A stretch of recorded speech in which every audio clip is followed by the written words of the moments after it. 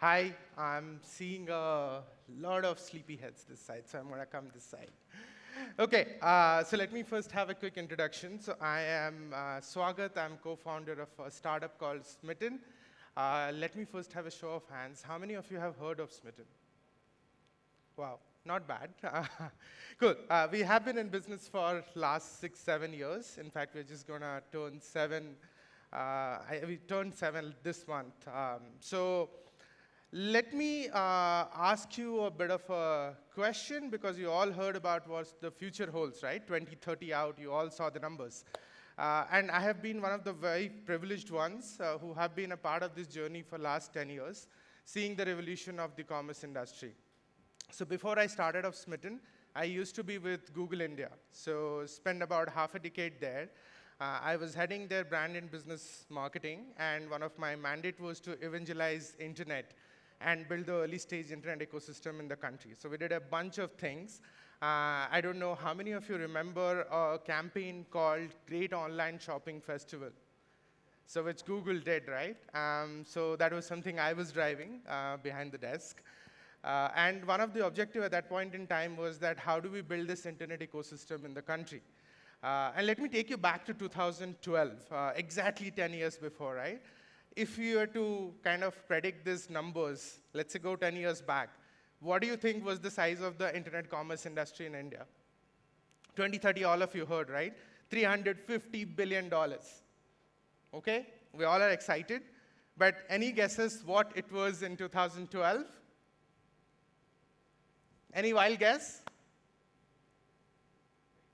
Any number? 5? Okay. 5?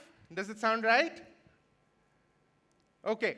It was $3 billion. 2012. Any guesses how many internet shoppers were there in 2012? Ever transacted in 2012? Internet shoppers. Any guess again? Okay? 8 million. So if you look at the last decade, from a $3 billion industry and an 8 million shopper base, we have come to almost having a 160, 150 million shopper base. That is what is the user base that transacted in 2022. And the industry is almost about $50, $60 billion industry. So that is a 20x growth in the last 1 decade. So exciting for all of us. But let me kind of bring you the bad news as well, right? And because we were Google, at that point in time, exactly 10 years back, I was on a similar stage, and we were predicting the future of the internet commerce in the country. And in fact, we had partnered with Bain, BCG, McKinsey, and a lot of people. We had done a lot of studies looking into the Google data at that point in time. Any prediction, and this is, again, we are predicting in 2012, right? First prediction was 2016. Any guess what the prediction in 2012 for 2016 was? $15 billion. We said because the smartphone penetration was just happening. 2012, we had barely 20 million smartphone users. 2016, there was an estimate that there are going to be 100 million smartphone users, which is going to drive commerce, and hence the 3 billion will grow to about a 15 billion. Then we had an estimate for even 2018. Any guess? 40 billion. We also had an estimate for 2020. That was 100 billion. Right? So 2012, we were saying 2020, e-commerce industry is going to be a $100 billion industry, exactly where we are in 2022 and projecting for 2030, saying that it's going to be a $350 billion industry. While 100 billion did not happen, 50 billion happened. So we are kind of running behind the curve, maybe by 4 to 5 years. So we will become a $100 billion industry, commerce industry, maybe by 2025. So instead of 2020, 2025, we will see that magical number, 3-digit number.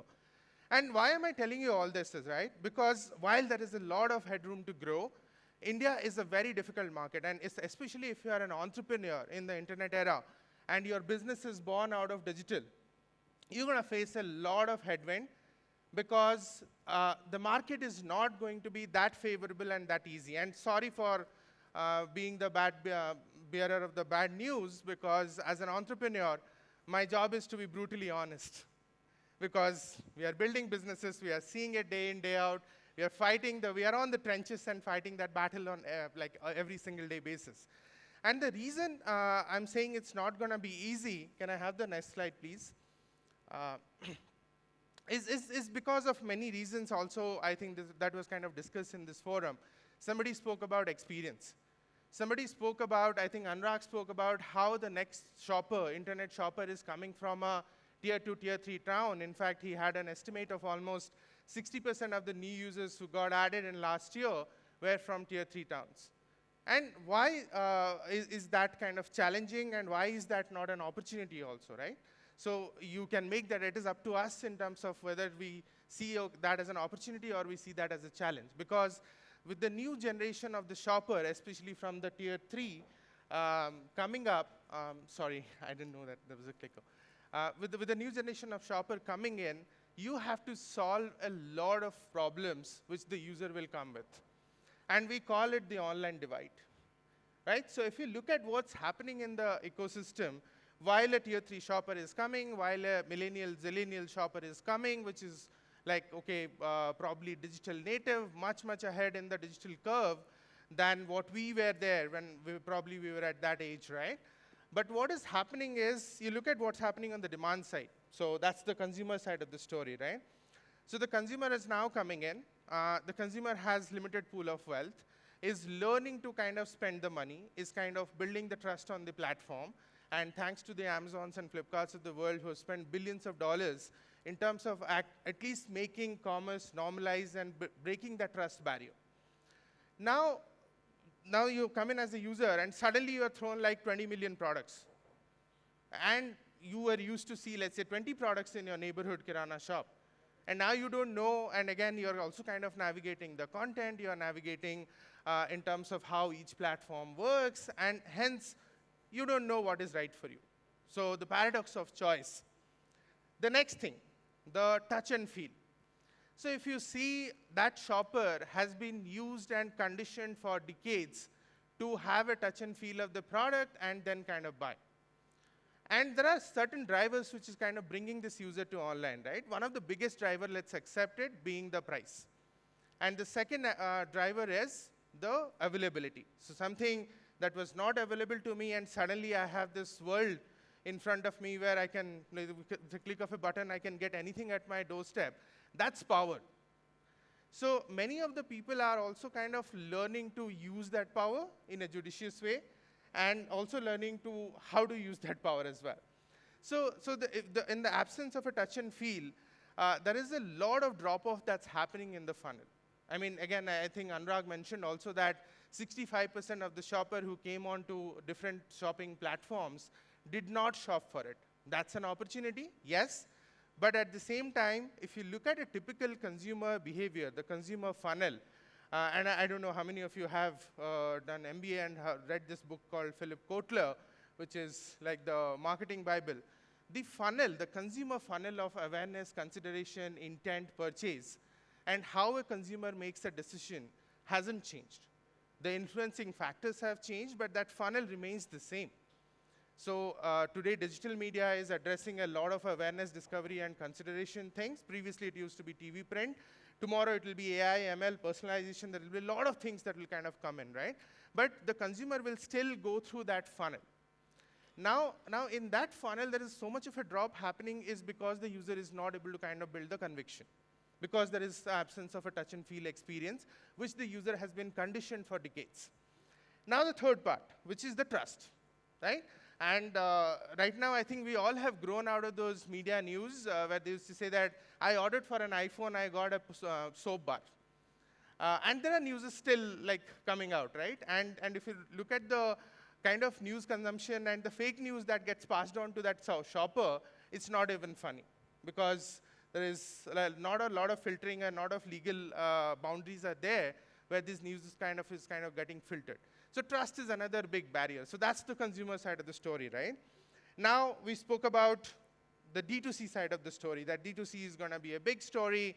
I think somebody in the morning mentioned that out of the 350 billion, almost like 50, 60% is going to be created by the D2C brands. So 200 to $250 billion opportunity. Now, what's happening with D2C? And again, I mean, you must be hearing a lot of stories in media.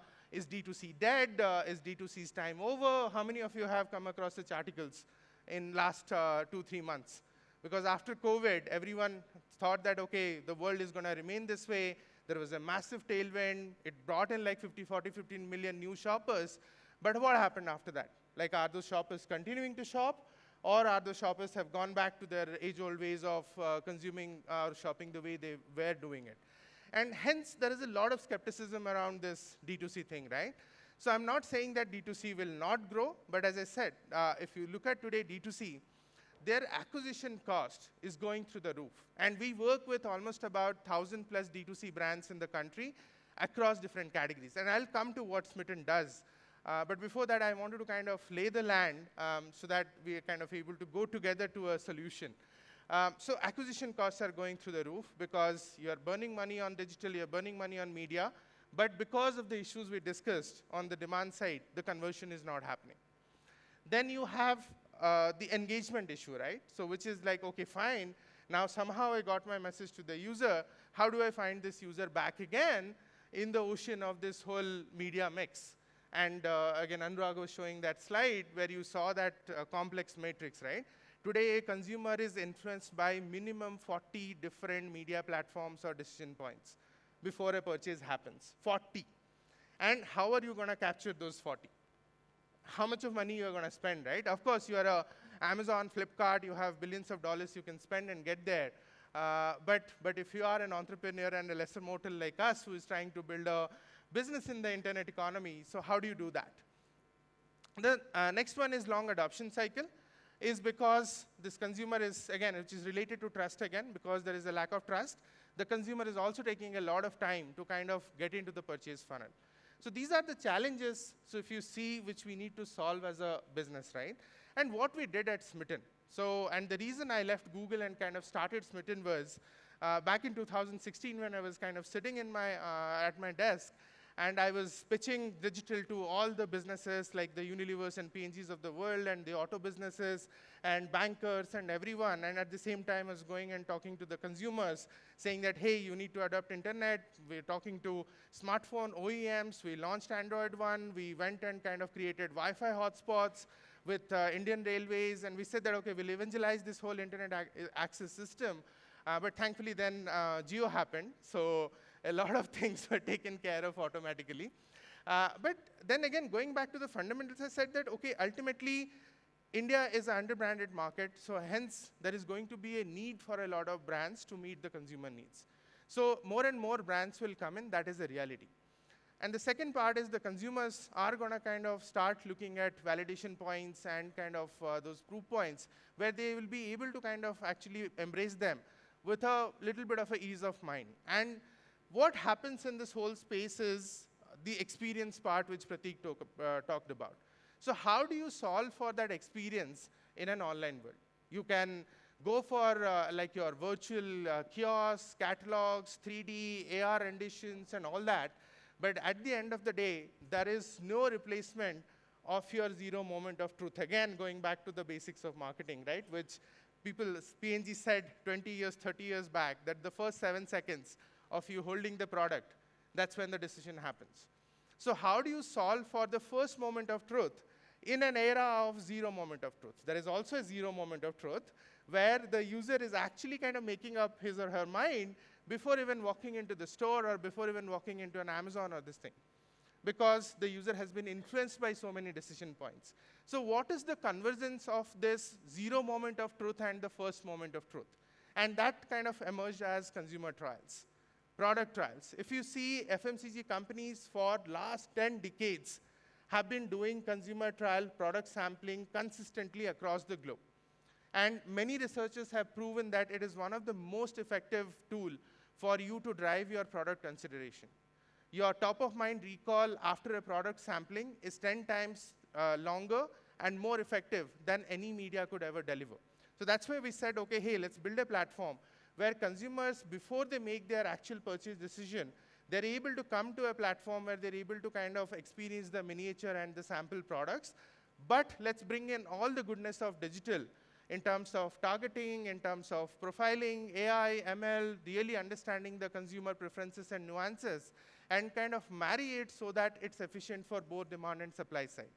And these are some stats I'm not going to go through, just I'm going to kind of highlight that if you see product sampling is the second biggest influencer across all factors in terms of driving a product consideration. And post-sampling, of course, your intent is much higher than kind of any media exposure.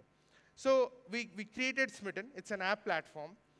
Today we host more than 15 million users on the platform. We are one of the largest consumer product discovery and sampling platform in the country.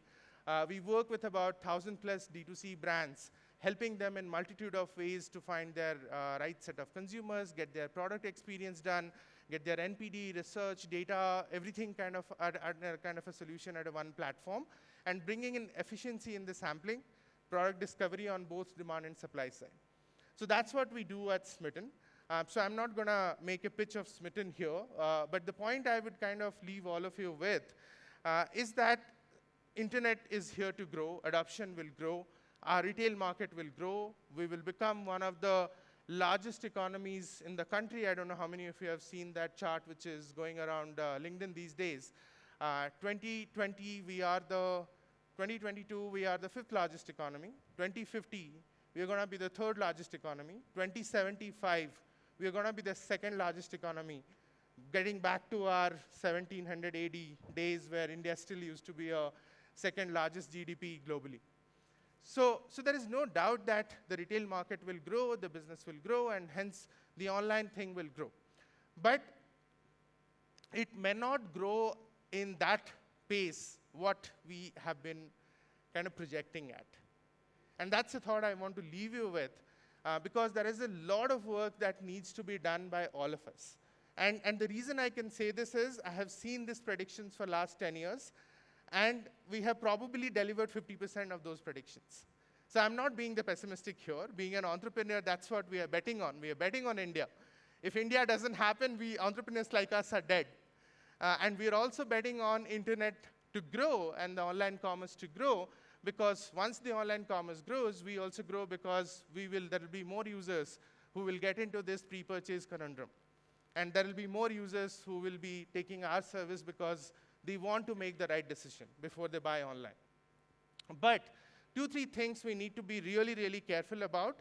That one, in this whole exuberance and this euphoria, we should not be losing out on business fundamentals. Because initially, I mean, like somebody also mentioned about a lot of brands just being built on the performance marketing. And we work with 1,000+ brands, and we see that day in, day out. There is no end to that funnel, right? The moment you kind of pull back that money, you're just pumping in money, you're advertising, you're getting your sales.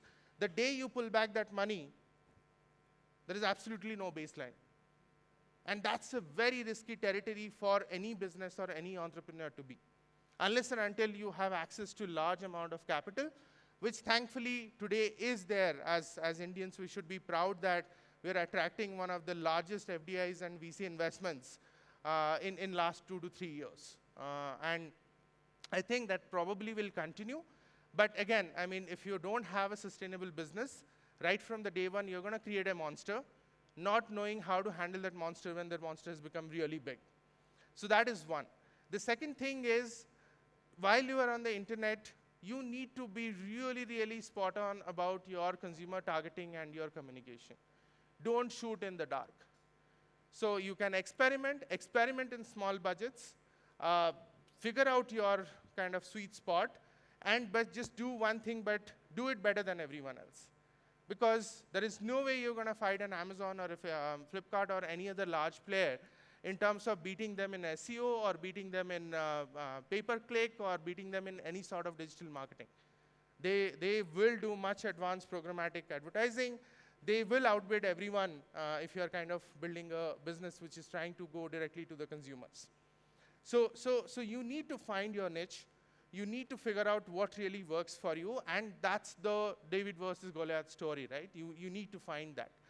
And the third piece is, while we are kind of creating this whole online kind of an experience for the customers, we must not forget that doesn't matter for the customer whether they're buying online or offline.